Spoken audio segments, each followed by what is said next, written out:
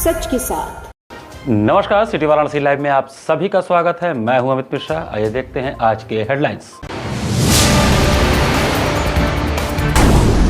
कड़ी सुरक्षा व्यवस्था के बीच शुरू हुई यूपी बोर्ड के हाई स्कूल और इंटरमीडिएट की परीक्षाएं। 18 फरवरी से 12 मार्च तक आयोजित इस परीक्षा के लिए बनाए गए 117 परीक्षा केंद्र। आदमपुर क्षेत्र में हुए हत्या अपहरण के मामले में 25-25 हजार रुपए के वांछित 2 इनामी अभियुक्तों को पुलिस ने दबोचा। वीकेएम में भारतीय ज्ञान परंपरा, प्राचीन बुद्धिमत्ता एवं सतत समाधान विषयक अंतर्राष्ट्रीय संगोष्ठी का हुआ आयोजन। और बीएचयू संगीत मंच कला संकाय में इंटरनेशनल परफॉर्मिंग आर्ट्स फेस्टिवल का हुआ 8वां आयोजन। और अब समाचार विस्तार से। बुधवार से उत्तर प्रदेश माध्यमिक शिक्षा परिषद की हाई स्कूल एवं इंटरमीडिएट बोर्ड की परीक्षाएं शांतिपूर्ण माहौल में शुरू हुई। उत्तर प्रदेश माध्यमिक शिक्षा परिषद की हाई स्कूल और इंटरमीडिएट बोर्ड परीक्षाएं बुधवार से जिले में शांतिपूर्ण माहौल में शुरू हो गईं। परीक्षाएं 18 फरवरी से 12 मार्च तक आयोजित की जाएंगी। इस वर्ष जिले में 117 परीक्षा केंद्र बनाए गए हैं, जहां कुल 92,277 परीक्षार्थी परीक्षा में शामिल हो रहे हैं। जिले में हाई स्कूल के 46,300 और इंटरमीडिएट के 45,977 छात्र छात्राएं पंजीकृत हैं। पहले दिन दोनों पालियों में हिंदी विषय की परीक्षा कराई जा रही है। पहली पाली सुबह 8:30 से 11:15 बजे तक हाई स्कूल की परीक्षा, दूसरी पाली दोपहर 2 बजे से 5:15 बजे तक इंटरमीडिएट की परीक्षा आयोजित की गई। नकल विहीन परीक्षा सुनिश्चित करने के लिए सभी केंद्रों को सीसीटीवी निगरानी में रखा गया। राजकीय क्वींस इंटर कॉलेज में बनाए गए कंट्रोल रूम से शहर और ग्रामीण क्षेत्रों के परीक्षा केंद्रों की लाइव मॉनिटरिंग की जा रही थी। जिले को 12 सेक्टर और 8 जोन में बांटकर सेक्टर व जोनल मजिस्ट्रेटों की तैनाती की गई है। इसके अलावा उड़ाका दल की 5 टीमें भी सक्रिय हैं, जो समय समय पर केंद्रों का औचक निरीक्षण कर रही हैं। परीक्षा के पहले दिन कई केंद्रों पर उत्साहपूर्ण माहौल देखने को मिला। हरिश्चंद्र बालिका इंटर कॉलेज में छात्राओं का पुष्प वर्षा कर स्वागत किया गया और उन्हें मिठाई खिलाकर परीक्षा के लिए शुभकामनाएं दी गई। वहीं किसान इंटर कॉलेज में भी सुरक्षा के कड़े इंतजाम किए गए थे, जिससे परीक्षा शांतिपूर्ण ढंग से संपन्न हो सके। काफी अच्छा रहा, जो हमने पढ़ गया था वही आया था। कितनी तैयारी थी, कितने डिफिकल्ट क्वेश्चन थे? डिफिकल्ट क्वेश्चन में तो रचनाएं थोड़ा सा डिफिकल्ट लगा, लेकिन फिर भी वो हो गया था। सबसे ज्यादा हिंदी में क्वेश्चन होते हैं जीवन परिचय। हाँ, कौन सा जीवन परिचय आया था? जयशंकर प्रसाद का और मैथिली सरस्वती का मैंने लिखा था। कैसा पेपर रहा आपका? काफी अच्छा रहा। हार्ड पेपर तो नहीं था, इजी था। जो पढ़ के आएगा उसके लिए आसानी होगा। पेपर बहुत इजी था, जो पढ़ के आया होगा उसके लिए बहुत इजी होगा, जो नहीं पढ़ा होगा उसके लिए थोड़ा सा हार्ड होगा। कितने घंटे तैयारी कर रही थी आप? मैक्सिमम 6 से 7 घंटे। परिवार का किस तरह का सहयोग रहा पढ़ाई में? मेरे पेरेंट्स बहुत सपोर्ट करते हैं, मतलब पढ़ाई में भी और ऐसे स्पोर्ट्स वगैरह में भी पेरेंट्स सपोर्ट करते हैं। क्या आने वाले पेपर में क्या लगता है कि और भी टफ पेपर होंगे या कुछ इजी होंगे? इजी होंगे। आने वाले में एक मैथ्स या साइंस का कहा जा सकता है कि टफ आएगा। आज हम लोग का हिंदी का पेपर था। हिंदी का पेपर मॉडरेट आया था, ना ज्यादा कठिन था ना ज्यादा हार्ड था, अच्छा था। उसके बारे में मतलब जिसकी पूरी तैयारी है वो तो अच्छे से कर सकता है, लेकिन थोड़ा सा हार्ड था, पढ़ने वाला था। और बहुत अच्छा पेपर, बहुत इजी पेपर आया था। बहुत ही ज्यादा। कितनी घंटे तैयारी थी आपकी? मेरी मतलब कुछ दिनों से चल रही थी, तो ठीक ठाक ही थी। क्या टॉप की तैयारी है कि टॉप कर जाएंगे इस बार? हाँ, हो किस सकता तरह के है। क्वेश्चन आए थे? सिंपल ही आए थे, जैसे कि नॉर्मल संस्कृत में आते हैं तो वो हमने तैयार करके आए थे, वो भी आया था। पद्यांश गद्यांश सभी आए थे। यूजीसी रेगुलेशन 2026 को तत्काल लागू करने की मांग को लेकर अपना दल कमेरावादी और विभिन्न संगठनों द्वारा शास्त्री घाट पर जोरदार धरना प्रदर्शन किया गया। अपना दल कमेरावादी और विभिन्न सामाजिक एवं छात्र युवा संगठनों ने बुधवार को यूजीसी रेगुलेशन 2026 को तत्काल लागू करने की मांग को लेकर जिला मुख्यालय स्थित शास्त्री घाट पर जोरदार धरना प्रदर्शन किया। कचहरी स्थित डॉक्टर अंबेडकर की प्रतिमा पर माल्यार्पण कर महामहिम राष्ट्रपति को संबोधित ज्ञापन जिला प्रशासन के प्रतिनिधि एसीएम प्रथम को सौंपा गया। प्रदर्शनकारियों ने चेतावनी दी कि जब तक यूजीसी रेगुलेशन 2026 लागू नहीं होता है, तब तक चरणबद्ध आंदोलन चलता रहेगा और अब गांव-गांव में यूजीसी चौपाल लगाकर इसे जन आंदोलन का रूप दिया जाएगा। इस दौरान वक्ताओं ने कहा कि जाति, लिंग, धर्म या अक्षमता के आधार पर उच्च शिक्षण संस्थानों में हो रहे भेदभाव एवं उत्पीड़न की घटनाओं में लगातार बढ़ोतरी को देखते हुए सर्वोच्च न्यायालय के निर्देशों के मुताबिक विश्वविद्यालय अनुदान आयोग विनियम 2026 लाया गया, जिसे तथ्यों और तर्कों के आधार पर समझने की बजाय कुतर्कों के आधार पर प्रायोजित विरोध की आड़ में न्यायिक प्रक्रिया में ले जाकर फंसा दिया गया। एक अस्थायी स्थगन के आधार पर विश्वविद्यालयों में समता स्थापित करने वाले विनियम 2026 को न्यायालय में लंबित कर दिया गया। फूट डालो और राज करो की नीति पर चलने वाली भाजपा सरकार की नीयत कभी भी देश के वंचित SC, ST, OBC और अल्पसंख्यकों के प्रति ठीक नहीं रही है। अगड़ा और पिछड़ा के बीच में खाई को और चौड़ा करने तथा जनता की बुनियादी कमाई, दवाई और पढ़ाई जैसे सवालों पर सरकारों की विफलता से ध्यान हटाने के दोहरी लाभ की साजिशों के तहत यह सब किया जा रहा है। कार्यक्रम में प्रमुख रूप से राजेश पटेल, गगन प्रकाश यादव, राजेश प्रधान, उमेश चंद्र मौर्य, राजकुमार पटेल, योगी राज सिंह, देवराज पटेल, बलराम यादव, बाबू अली साबरी, रामलखन पाल, महेंद्र राजभर, सुरजीत सिंह समेत बड़ी संख्या में लोग शामिल रहे। अध्यक्षता जिलाध्यक्ष संजय पटेल एवं संचालन जिला महासचिव संजय R एडवोकेट ने किया। गगन प्रकाश यादव, प्रदेश महासचिव अपना दल कमेरावादी। कहाँ पर धरना दिए हैं, क्या मांगी आपने? आज हम लोग अपना दल कमेरावादी और विभिन्न सामाजिक संगठनों के लोग और विभिन्न छात्र युवा संगठनों के लोग एक साथ मिलकर वाराणसी के जिला मुख्यालय पर UGC रेगुलेशन एक्ट 2026 को लागू कराने की मांग को लेकर धरना प्रदर्शन किए हैं। किसको ज्ञापन दिए हैं? आज हम लोगों ने महामहिम राष्ट्रपति को संबोधित ज्ञापन, जिला अधिकारी के प्रतिनिधि अपर नगर मजिस्ट्रेट प्रथम को ज्ञापन सौंपा है। ज्ञापन के माध्यम से हम लोगों ने इस वंचितों के अधिकारों के वाले कानून जो विश्वविद्यालयों में, उच्च शिक्षण संस्थानों में दमन को रोकने के लिए इस कानून को लागू करने की मांग की है। आदमपुर क्षेत्र में पिछले दिनों हुए हत्या व अपहरण के सनसनीखेज मामले का खुलासा करते हुए पुलिस ने 25-25 हजार के 2 अभियुक्तों को गिरफ्तार किया। पिछले दिनों आदमपुर क्षेत्र में हुए हत्या अपहरण के सनसनीखेज मामले का पुलिस ने खुलासा करते हुए 25-25 हजार रुपए के 2 इनामी अभियुक्तों को गिरफ्तार कर लिया है। गिरफ्तारी मंगलवार को विशेष अभियान के दौरान की गई। बता दें कि थाना आदमपुर में मृतक युवक सनी सोनकर की मां द्वारा दी गई लिखित तहरीर के आधार पर मुकदमा दर्ज किया गया था। प्रार्थी ने आरोप लगाया था कि उनके पुत्र का अपहरण कर उनकी हत्या कर दी गई है। तहरीर के आधार पर पुलिस ने जांच तेज करते हुए संदिग्धों की तलाश शुरू की थी। पूछताछ में गिरफ्तार अभियुक्तों ने घटना का विस्तृत खुलासा किया। आरोपियों के अनुसार 29 जनवरी की रात करीब 10 से 11 बजे के बीच वे सभी जलालीपुरा के पास सड़क किनारे शराब पी रहे थे। इसी दौरान किसी बात को लेकर सनी से कहासुनी हो गई। विवाद इतना बढ़ा कि मारपीट शुरू हो गई। आरोप है कि मारपीट में सनी को गंभीर चोटें आई, जिससे उसकी मौत हो गई। घटना के बाद आरोपियों ने साक्ष्य मिटाने की नीयत से शव को एक ऑटो में बैठाया और विश्व सुंदरी पुल के पास ले जाकर गंगा नदी में फेंक दिया। पुलिस का कहना है कि गिरफ्तार अभियुक्तों से आगे भी पूछताछ जारी है और मामले में अन्य संभावित संलिप्त लोगों की भूमिका की भी जांच की जा रही है। क्षेत्र में इस घटना के खुलासे के बाद सनसनी का माहौल है। एक हत्या का मामला है जिसमें 5 अभियुक्त मिल के सनी सोनकर को मारते हुए कजाकपुरा के पास, फिर उसको ऑटो में ले जाते हुए दिखाई दे रहे हैं CCTV कैमरे में, जहाँ पर उन्होंने विश्व सुंदरी पुल से नीचे उसको फेंक दिया था। तथा जो इसमें पहले भी 3 अभियुक्त गिरफ्तार हो चुके हैं तथा 2 अभियुक्त वांछित चल रहे थे, जिन्हें आज हमारी थाना आदमपुर की टीम ने गिरफ्तार किया गया तथा अग्रिम विधिक कार्रवाई उसमें की जा रही है। बुधवार को बसंत कन्या महाविद्यालय कमक्षा में भारतीय ज्ञान परंपरा, प्राचीन बुद्धिमत्ता एवं सतत समाधान विषयक अंतर्राष्ट्रीय संगोष्ठी तथा पूर्व छात्रा सम्मेलन आवर्तन 2026 का आयोजन हुआ। बसंत कन्या महाविद्यालय कमक्षा बुधवार को भारतीय ज्ञान परंपरा, प्राचीन बुद्धिमत्ता एवं सतत समाधान विषय पर 1 दिवसीय अंतर्राष्ट्रीय संगोष्ठी तथा पूर्व छात्रा सम्मेलन आवर्तन 2026 का भव्य एवं सफल आयोजन महाविद्यालय के एलुमनी एसोसिएशन द्वारा किया गया। इस अवसर पर देश विदेश से आए शिक्षाविदों, शोधार्थियों, छात्राओं एवं पूर्व छात्राओं को उत्साहपूर्ण एवं सक्रिय सहभागिता देखने को मिली। कार्यक्रम का शुभारंभ कुलगीत एवं दीप प्रज्वलन के साथ हुआ। महाविद्यालय के प्राचार्य डॉक्टर रचना श्रीवास्तव ने स्वागत भाषण में भारतीय ज्ञान परंपरा की समकालीन प्रासंगिकता पर प्रकाश डालते हुए इसे राष्ट्रीय शिक्षा नीति 2020 के बहुविषयक, मूल्यपरक एवं अनुभवात्मक शिक्षण दृष्टिकोण से जोड़ा। उन्होंने कहा कि भारतीय ज्ञान प्रणाली सतत विकास लक्ष्यों, विशेष रूप से गुणवत्तापूर्ण शिक्षा, लैंगिक समानता एवं पर्यावरण संरक्षण की दिशा में महत्वपूर्ण मार्गदर्शन प्रदान करती है। अंतर्राष्ट्रीय अतिथि डॉक्टर शमा मित्तल ने भारतीय ज्ञान प्रणाली की वैश्विक उपयोगिता तथा पर्यावरणीय संतुलन में उसकी भूमिका को रेखांकित किया। मुख्य वक्ता प्रोफेसर चंद्रकला पाडिया, पूर्व कुलपति महाराजा गंगा सिंह विश्वविद्यालय ने भारतीय चिंतन की दार्शनिक गहराई एवं उसके व्यवहारिक आयामों पर विस्तार से विचार व्यक्त किए। द्वितीय मुख्य वक्ता प्रोफेसर कल्पलता पांडे, पूर्व कुलपति जननायक चंद्रशेखर विश्वविद्यालय ने नई शिक्षा नीति एवं सतत विकास लक्ष्यों के संदर्भ में भारतीय शिक्षण परंपरा की उपयोगिता को स्पष्ट किया। कार्यक्रम के मुख्य अतिथि उमा भट्टाचार्य प्रबंधक ने छात्राओं को भारतीय मूल्यों के संरक्षण, आत्मनिर्भरता एवं सामाजिक उत्तरदायित्व के प्रति प्रेरित किया। आज हमारा जो है अंतर्राष्ट्रीय एलुमनाई मीट जो है आयोजित हो रहा है और आवर्तन जो है वो हमारे महाविद्यालय की पूरा छात्राओं का एक संगठन है और जिसमें हमारे देश विदेश से जो छात्राएं हैं वो इसमें सम्मिलित हुई हैं। और अभी हमारे बीच यूएस से हमारी एक पूरा छात्रा श्रीमती शमा मित्तल जी हैं, वो उपस्थित हुई थी। और इसके साथ कैलिफोर्निया से एक हमारी पूरा छात्रा है, वो भी जुड़ी हुई हैं। और भारतवर्ष के विभिन्न प्रांतों से जो छात्राएं हैं वो तो जुड़ी हुई ही हैं, और लोकल जो है वो उपस्थित हैं। तो बहुत ही हर्ष का और आनंद का अनुभव हम लोग कर रहे हैं।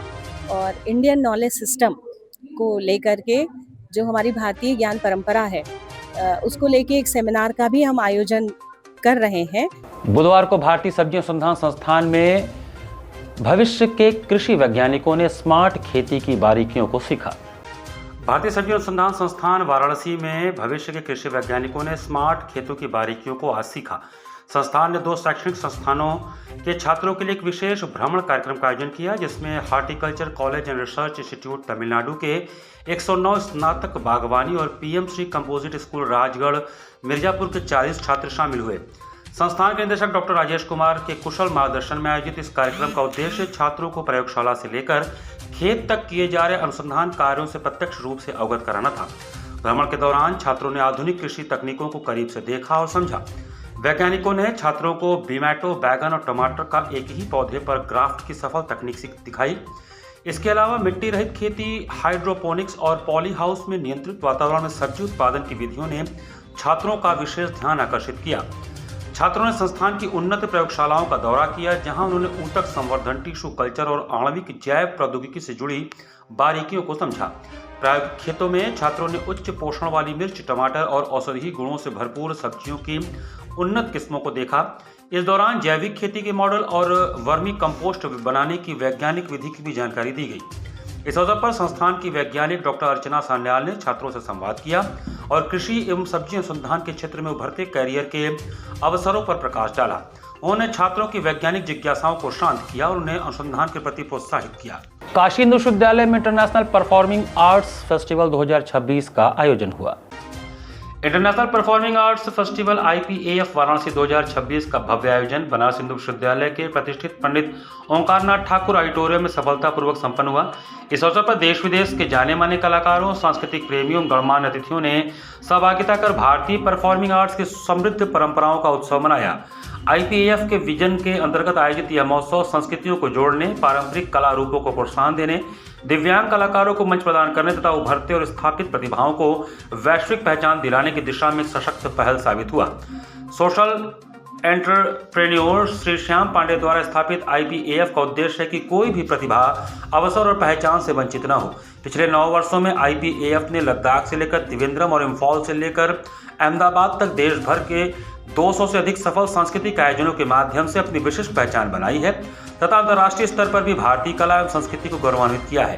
कार्यक्रम का शुभारंभ दीप प्रज्वलन के साथ हुआ। इसके पश्चात मुख्य अतिथि, विशिष्ट अतिथि एवं भाग लेने वाले कलाकारों को सम्मानित किया गया।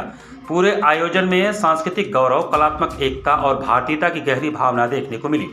इस अवसर पर आयोजित सांस्कृतिक कार्यक्रमों के द्वारा दर्शकों को भारतीय शास्त्रीय एवं अर्ध शास्त्रीय संगीत की मधुर यात्रा पर ले गया। बनास घराने की परंपरा में प्रस्तुत ठुमरी, दादरा, कजरी एवं चैती की भावपूर्ण प्रस्तुति ने श्रोताओं को मंत्रमुग्ध कर दिया। कृष्ण वैभव शीर्षक इस प्रस्तुति में भगवान श्री कृष्ण की बाल लीलाओं से लेकर गीतोपदेश के दार्शनिक संदेश तक की दिव्य यात्रा को प्रभावशाली अभिनय एवं उत्कृष्ट नृत्य के माध्यम से प्रस्तुत किया गया। जटाशंकर चोलर नृत्य दल द्वारा चौलर लोक नृत्य, विंध्य क्षेत्र की दुर्लभ एवं जीवंत लोक परंपरा ने मिर्जापुर की कजरी संस्कृति की गहराई को मंच पर जीवंत किया। इस प्रस्तुति को लोक विरासत के संरक्षण हेतु समर्पण के लिए विशेष सराहना मिली। इन सभी प्रस्तुतियों ने शास्त्रीय, भक्ति और लोक परंपराओं के अद्भुत संगम को प्रदर्शित किया, जो IPAF के सांस्कृतिक समावेश और कलात्मक सहयोग के विजन को साकार करता है। इंटरनेशनल परफॉर्मिंग आर्ट फेस्टिवल हर साल अपना प्रोग्राम कराता है वाराणसी में और पैन इंडिया लेवल। क्या क्या प्रोग्राम हुए हैं? सर, पैन इंडिया लेवल हम सारे परफॉर्मर्स कराते हैं, जिसमें हम फोक डांस भी कराते हैं, ट्राइबल भी कराते हैं और क्लासिकल भी कराते हैं।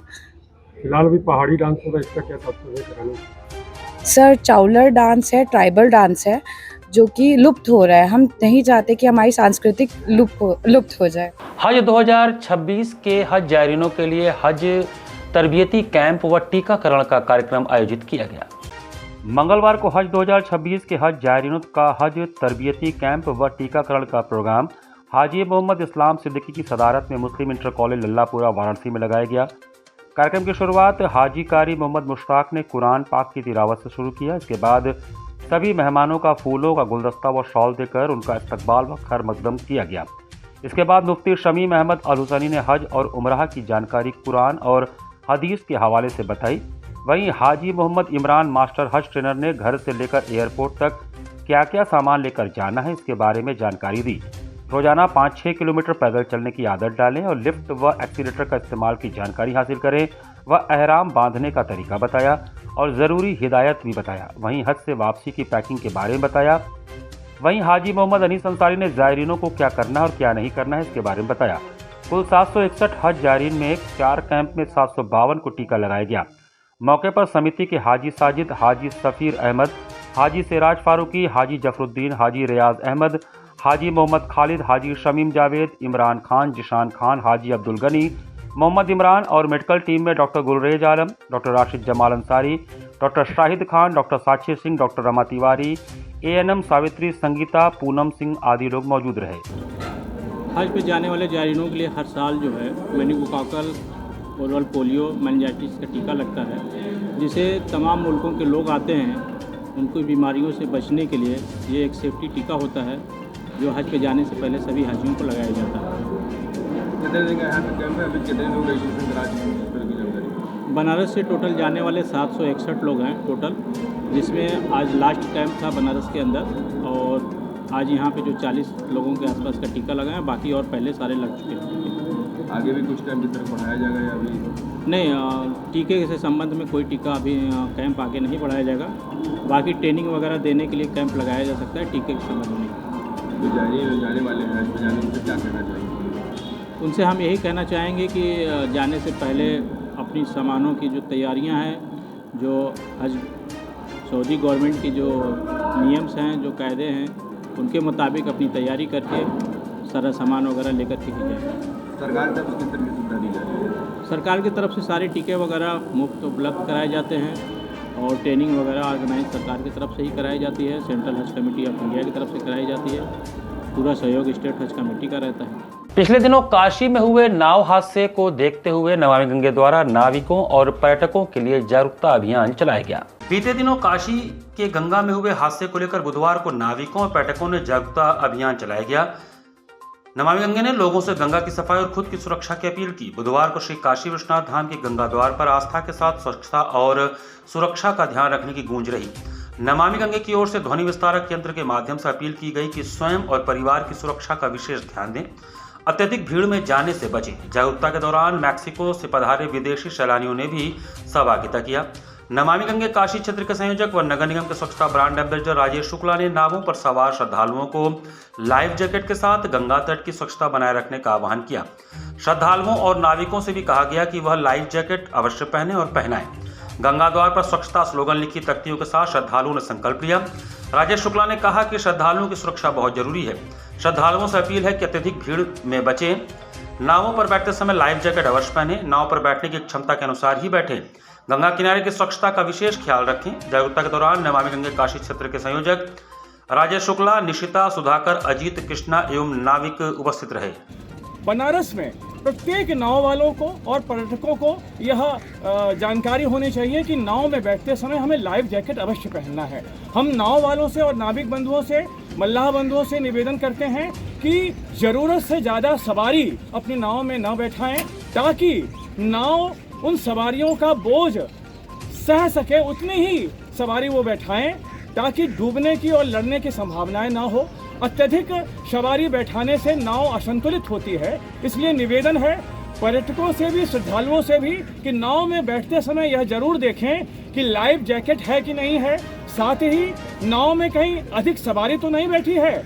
अधिक सवारी बैठाने पर न बैठें और लाइफ जैकेट का अवश्य इस्तेमाल करें। साथ ही स्वच्छता का भी विशेष ख्याल रखें। यहाँ पर वक्त चला छोटे से ब्रेक का। बने रहिए सिटी वाराणसी लाइव के साथ। वाराणसी लाइव, सच के साथ। Facilities of Navneeta Kuvar Public School, quality education, well qualified faculty, dance, vocal, instrumental music, robotics, art and crafts, skating, karate classes, indoor and outdoor activities, use playground for kindergarten and various types of games, math, physics, biology, chemistry lab and smart library, well-maintained computer lab and classes, highly secure and GPS-tracked conveyance facilities, educational based activities using technique tools and interesting methods for students.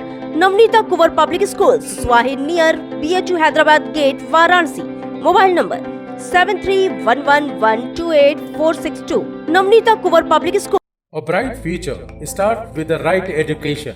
JPM English School, based on CBSE pattern. Admission open from pre-nursery to class 8.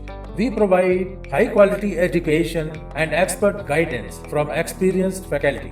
Spacious, calm and modern learning environment. A well-equipped computer lab. Modern science lab.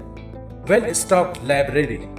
Indoor games like chess, carom, ludo, etc. And outdoor games like skating, basketball, badminton, cricket, etc. Special yoga classes for overall physical and mental growth. Special personality development classes. Regular dance classes. Special music classes. The students always remember that education is not a destination, it is a journey. So never stop. Keep pushing yourself to achieve your goals. Enroll today to JPM English School, Ganganagar Colony, Badau, Varanasi. Call us at 700-7655-355. आधुनिक शिक्षा की नई परिभाषा international Hindi school Nagwa, Lanka, Varanasi. CBSE से मान्यता प्राप्त nursery से लेकर 12वीं तक की कक्षाएं, जहां शिक्षा तकनीकी सुविधाओं से पूरी तरह लैस है। स्मार्ट डिजिटल क्लासरूम्स और AC कक्षाओं संग वेल क्वालिफाइड टीचर्स छात्रों को उत्कृष्ट शिक्षा प्रदान करते हैं। Well equipped robotics lab, biology lab, chemistry lab, physics lab एवं स्पेसिफिक आइंस्टाइन लैब और सॉइल टेस्टिंग लैब, जहां छात्रों को प्रयोगात्मक ज्ञान और नए आविष्कारों की समझ मिलती है। संस्कृत और जर्मन भाषा की कक्षाएं, जहां नई भाषाओं से आपका परिचय होता है। वहीं विशाल कंप्यूटर लैब से तकनीकी शिक्षा का सही और सटीक मार्गदर्शन मिलता है। एक संस्थान जहां छात्रों के शारीरिक और मानसिक विकास के लिए योग, नृत्य और संगीत के बेहतरीन शिक्षण और प्रशिक्षण उपलब्ध है। इंडोर गेम्स और आउटडोर गेम्स छात्रों को मानसिक ताजगी और शारीरिक शक्ति प्रदान करते हैं। विशाल पुस्तकालय, अनुभवी और योग्य शिक्षक, जहां हर छात्र को मिलता है व्यक्तिगत ध्यान और मार्गदर्शन। हमारे पास है सुविधाजनक परिवहन व्यवस्था ताकि आपके बच्चे स्कूल आसानी से पहुंच सके। इंटरनेशनल हिंदी स्कूल में अपने बच्चों को बेहतर भविष्य की दिशा दिखाएं। The institution directed and controlled from USA. Give me your children. We will work very hard and turn them into responsible, hard-working and bright citizens of India. That's what India needs. सच के साथ। Break के बाद आपका स्वागत है। All India guard council के 61वें स्थापना दिवस के उपलक्ष्य में एक भव्य कार्यक्रम का आयोजन किया गया। बुधवार को ऑल इंडिया गार्ड काउंसिल के तत्वावधान में AIGC के 61वें स्थापना दिवस के उपलक्ष्य में डीजल लॉबी वाराणसी कैंट के प्रांगण में एक भव्य कार्यक्रम का आयोजन किया गया। कार्यक्रम का शुभारंभ वरिष्ठ व सेवानिवृत्त ट्रेन प्रबंधकों की गरिमामय उपस्थिति में वर्तमान ट्रेन प्रबंधकों द्वारा AIGC के झंडे तले शपथ लेकर और दीप प्रज्वलित कर किया गया। इसी कार्यक्रम में एक विशेष सत्र के दौरान वर्तमान में सेवानिवृत्त हो रहे 2 गाड़ी प्रबंधकों का भी सम्मान किया गया। इस अवसर पर वक्ताओं ने संगठन के गौरवशाली इतिहास पर प्रकाश डाला और AIGC को और अधिक सशक्त व बेहतर बनाने की दिशा में विस्तार से चर्चा की। कार्यक्रम की अध्यक्षता PN त्रिपाठी ने किया, जबकि मंच संचालन की कमान RR कुमार ने संभाली। इस आयोजन में AIGC वाराणसी के शाखाध्यक्ष RK वर्मा, शाखा सचिव PK यादव, शाखा उपाध्यक्ष आशु केसरी और शाखा कोषाध्यक्ष संजीव शेखर विशेष रूप से उपस्थित रहे। इनके अतिरिक्त Manish Srivastava, PK Srivastava, Pramod Kumar, Pradeep Kumar, Manmohan Kumar, KK Singh, DK विमल, धर्मेंद्र कुशवाहा, JP शर्मा, राजेश कुमार सहित कई अन्य गाड़ी प्रबंधक मौजूद रहे। गार्ड लोगों की विभिन्न समस्याओं के बारे में हम मंडल प्रशासन को, रेल प्रशासन को निरंतर अवगत कराते रहते हैं। हमारे गार्ड संवर्ग की जो मूल समस्याएं हैं उससे हम प्रशासन को अवगत कराते रहते हैं। हमारे गार्ड संवर्ग के मालगाड़ियों के ब्रेकयान, इवन यहाँ तक कि कोचिंग गाड़ियों के ब्रेकयान की स्थिति काफ़ी खस्ता हाल है। मैं भारतीय रेल के नीति नुमाइंदों से इस कार्यक्रम के माध्यम से ये मांग करना चाहते हैं कि जितने भी हमारे गुड्स ट्रेन के जो ब्रेकयान हैं उसको विलम्ब ठीक किए जाएं। उसमें हमारे साथियों को बैठने के लिए एक अच्छे आरामदायक कुर्सी का व्यवस्था की जाए, लाइट का व्यवस्था की जाए, पंखे का व्यवस्था किया जाए, शौचालय का निर्माण किया जाए। काफ़ी दिनों से जो बहुत प्रतीक्षित हमारी मांग है सेल अलाउंस के बारे में, उसके बारे में प्रशासन को हम लोगों ने अवगत कराने का काम किया है। भाजपा महानगर के गुलाबबाग कार्यालय में पंडित दीनदयाल उपाध्याय प्रशिक्षण महाअभियान 2026 के अंतर्गत कार्यशाला का आयोजन हुआ। बुधवार को भारतीय जनता पार्टी महानगर कार्यालय गुलाबबाग पर पंडित दीनदयाल उपाध्याय प्रशिक्षण महाअभियान 2026 के अंतर्गत कार्यशाला का आयोजन हुआ। कार्यक्रम में महानगर पदाधिकारी, मंडल अध्यक्ष, मंडल प्रभारी, मोर्चा अध्यक्ष एवं महामंत्री, विभाग एवं प्रकोष्ठों के संयोजक, महानगर में निवास करने वाले क्षेत्र एवं प्रदेश के पदाधिकारी अतिथि के रूप में उपस्थित रहे। कार्यशाला में मुख्य वक्ता के रूप में पिछड़ा मोर्चा के प्रदेश महामंत्री संजय पटेल ने कार्यशाला में उपस्थित लोगों को संबोधित करते हुए कहा कि हम भारतीय जनता पार्टी के कार्यकर्ताओं को पार्टी की रीति, नीति, कार्यप्रणाली से अवगत कराते हुए संगठन को कैसे धार दे सकते हैं, कार्यकर्ता के रूप में हम कहां तक खरे उतरते हैं, इसका विशेष ध्यान देना है।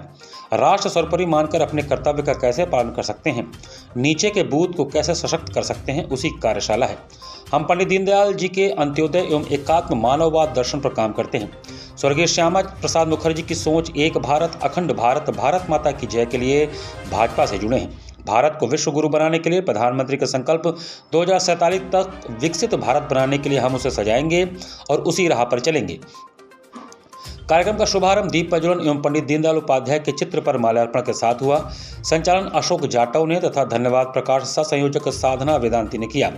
प्रशिक्षण की रूपरेखा पीपीटी के माध्यम से संयोजक राहुल सिंह ने बताया। कार्यशाला में भाग लेने वाले सभी लोगों का रजिस्ट्रेशन हुआ एवं महिलाओं ने चंदन टीका लगाकर स्वागत किया। कार्यक्रम में उपस्थित प्रमुख लोगों में महापौर अशोक तिवारी, पूर्व महानगर अध्यक्ष प्रेम कपूर, पूर्व महापौर रामगोपाल मोहले, गुजरात के विधायक, गुजरात के पूर्व विधायक जगदीश पटेल, पूर्व महानगर अध्यक्ष विद्यासागर राय, क्षेत्रीय अध्यक्ष महिला मोर्चा नम्रता चौरसिया, रचना अग्रवाल, कुसुम सिंह पटेल, विभव सिंह, संध्या तिवारी, गीता शास्त्री, रत्ना वर्मा, पंकज चतुर्वेदी, मटका चित्रांश, नवीन कपूर, अशोक पटेल, मधुकर चित्रांश, आत्मा विश्वेश्वर, चंद्रशेखर उपाध्याय, अशोक यादव, ब्रिजेश चौरसिया, योगेश वर्मा, राकेश जायसवाल, अनिल उपाध्याय, मधुप सिंह, किशोर सेठ, अशोक कुमार पांडे, प्रमिल पांडे आदि रहे। बसंत कन्या महाविद्यालय कामाख्या के गृह विज्ञान विभाग द्वारा बुधवार से 2 दिवसीय अनुभवात्मक कार्यशाला, प्रदर्शनी एवं बिक्री स्टॉल का आयोजन किया गया। बसंत कन्या महाविद्यालय कामाख्या वाराणसी गृह विज्ञान विभाग द्वारा 18 एवं 19 फरवरी को प्रातः 11 बजे से अपराह्न 4 बजे तक महाविद्यालय परिसर के कैंटीन क्षेत्र में 2 दिवसीय अनुभवात्मक कार्यशाला, प्रदर्शनी एवं बिक्री स्टॉल का आयोजन किया जा रहा है। यह कार्यशाला विभागाध्यक्ष प्रोफेसर संगीता देवड़िया के कुशल निर्देशन में संपन्न हो रहा है। यह आयोजन राष्ट्रीय शिक्षा नीति 2020 के अंतर्गत कौशल विकास, उद्यमिता तथा अनुभव आधारित शिक्षण की संकल्पना को साकार करने की दिशा में एक महत्वपूर्ण पहल है। कार्यशाला का उद्देश्य विद्यार्थियों को भारतीय पारंपरिक शिल्प विधाओं से व्यावहारिक रूप से जोड़ना तथा लर्निंग बाय डूइंग की अवधारणा के माध्यम से स्वदेशी कला परंपराओं के संरक्षण एवं संवर्धन को प्रोत्साहित करना है। कार्यक्रम के अंतर्गत 2 प्रमुख पारंपरिक शिल्प विधाओं लिप्पन आर्ट तथा खटवा एवं मिरर वर्क का प्रशिक्षण प्रदान किया जा रहा है। लिप्पन कला, जो कच्छ गुजरात की प्रसिद्ध भित्ति सज्जा परंपरा है, विद्यार्थियों को रचनात्मकता एवं सौंदर्य बोध से जोड़ती है। वहीं खटवा एवं मिरर वर्क पारंपरिक कढ़ाई और दर्पण सज्जा की विशिष्ट शैली है, जो कला के साथ साथ उद्यमिता के नए अवसरों से परिचित कराती है। इस कार्यशाला में लिप्पन आर्ट हेतु 113 विद्यार्थियों तथा खटवा के लिए 51 विद्यार्थियों ने पंजीकरण कराया है, जबकि 10 पंजीकरण अन्य श्रेणियों में प्राप्त हुए हैं। इसके अतिरिक्त लगभग 8 प्राध्यापक सदस्यों की सहभागिता इस आयोजन की अकादमिक गंभीरता एवं व्यापकता को दर्शाती है। कार्यक्रम में विभिन्न संस्थानों DM PG college, Mahadev PG college, PG college Ghazipur, Ghanshyam Singh PG college, Vanita polytechnic, Keshav Prasad Mishra राजकीय महाविद्यालय, राजकीय महिला महाविद्यालय, रामाबाई महिला राजकीय पीजी कॉलेज, महारानी बनारस महिला महाविद्यालय, महात्मा गांधी काशी विद्यापीठ, पंडित दीनदयाल उपाध्याय राजकीय महिला कॉलेज तथा दीप राय इंटर कॉलेज से विद्यार्थियों ने उत्साहपूर्वक सहभागिता दर्ज कराई है। ये कार्यशाला 2 दिन की कार्यशाला है और इसमें बनारस के विभिन्न महाविद्यालय से सभी बच्चों को आमंत्रित किया है। इसका मुख्य उद्देश्य है जो हमारी लोक कलाएं हैं जो विलुप्त हो रही हैं उनको संवर्धन के लिए ये कार्यशाला की गई है, ताकि हमारी जो युवा पीढ़ी है वो हमारी परंपरागत जो कलाएं हैं उनके बारे में इन्हें जानकारी हो और रुचि पैदा हो। घाट संध्या कार्यक्रम में कोलकाता की राजनंदिनी का मनोहारी भरतनाट्यम हुआ। जिला प्रशासन के अभिनव पहल पर मंगलवार को सुबह बनास के अंतर्गत घाट संध्या कार्यक्रम में कोलकाता से पधारे युवा एवं सुविख्यात कलाकार राजनंदिनी ने दक्षिण भारत के तमिल राज्य की प्रसिद्ध नृत्य विधा की प्रस्तुति मां गंगा के पावन तट पर प्रस्तुत करने का सौभाग्य प्राप्त हुआ। कलाकार ने पद, लय, ताल, अंग संचालन, बाकी चितवन एवं लास से भरे सौंदर्य के माध्यम से दर्शकों के हृदय को रिझाने का अद्भुत प्रयास किया। कलाकार को प्रमाण पत्र सुबह बनास के सचिव संस्थापक डॉक्टर रत्नेश वर्मा ने प्रदान किया। कार्यक्रम का संयोजन सुबह बनास के सचिव संस्थापक डॉक्टर रत्नेश वर्मा ने किया। कार्यक्रम का सफल संचालन डॉक्टर प्रेम नारायण सिंह ने किया। इस अवसर पर भारी संख्या में दर्शकगण उपस्थित रहे।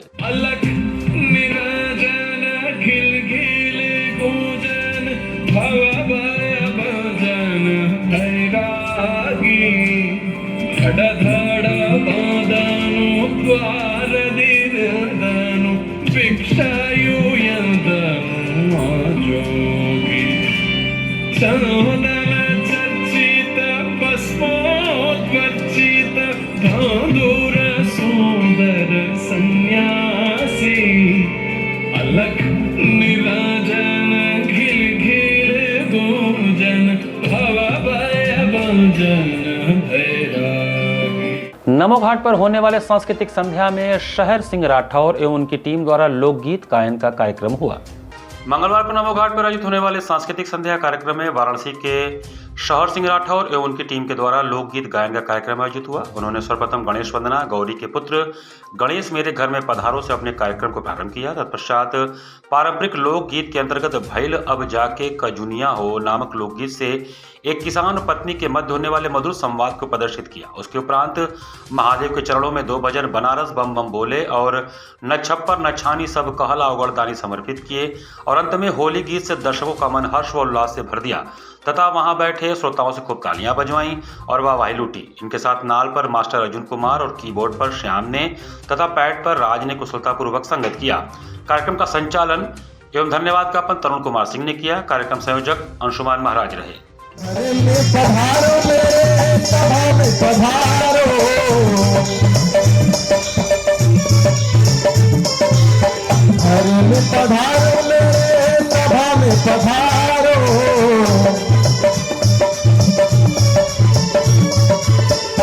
बाबा आज इस काशी की धरा पे आपको आना होगा और हम सभी कलाकारों को अपना आशीर्वाद प्रदान करना पड़ेगा।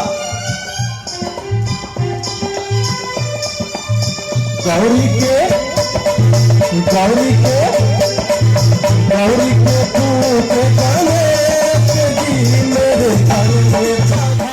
पंडित सीताराम घाट सामने घाट में नवस्थापित श्री रामेश्वर मनोकामना मंदिर में भव्य श्रीमद् भागवत कथा महोत्सव का आयोजन हुआ। सामने घाट स्थित पंडित सीताराम घाट गंगा तट पर नवस्थापित श्री रामेश्वर मनोकामना मंदिर के प्रांगण में श्रीमद् भागवत कथा महोत्सव का भव्य आयोजन किया गया।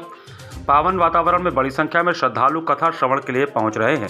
इस धार्मिक आयोजन में भागवत पाठ की व्यासपीठ पर श्री कुल भागवत प्राचार्य प्रमोद त्रिवेदी द्वारा भावपूर्ण एवं प्रेरणादायी कथा का वाचन किया जा रहा है। कथा के दौरान भक्तों को धर्म, संस्कार और आध्यात्मिक जीवन का संदेश दिया जा रहा है। मौके पर श्री कुल पीठ के पीठाधीश्वर आनंद भैरव ने बताया कि बाबा विश्वनाथ एवं मां पराम्बा आदि शक्ति की अनन्य कृपा, पूर्वजों, गुरुओं तथा माता पिता के आशीर्वाद से ब्रह्म राष्ट्र एकम विश्व महासंघ एवं श्री कुल पीठ के पावन तत्वावधान में नवनिर्मित श्री रामेश्वर मनोकामना मंदिर में राष्ट्र की समृद्धि एवं जन कल्याण के उद्देश्य से इस श्रीमद् भागवत कथा का आयोजन किया गया है। यह श्रीमद् भागवत कथा सोमवार 16 फरवरी से रविवार 22 फरवरी तक चलेगी। इस दौरान प्रतिदिन कथा, भजन, कीर्तन और आरती का आयोजन किया जाएगा। भगवान शंकर का बड़ा अद्भुत मंदिर बनवाया है जिसका कल प्राण प्रतिष्ठा हुआ है और साप्ताहिक श्रीमद् भागवत कथा का प्रारंभ हुआ है। तो इस पुनीत कार्य में हम सवर्ण समाज के लोग और ब्राह्मण एकम की टीम मिल करके ये पूरा कार्यक्रम का पूरा संचालन कर रहे हैं और चाह रहे हैं कि सबका बुद्धि ठीक हो, सबका धन की वृद्धि हो और सब सर्व समाज के लिए कोई अच्छा भगवान भोलेनाथ अच्छा करें।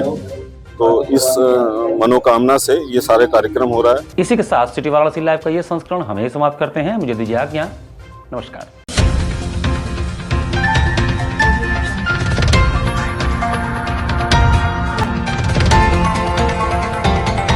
वाराणसी लाइव, सच के साथ।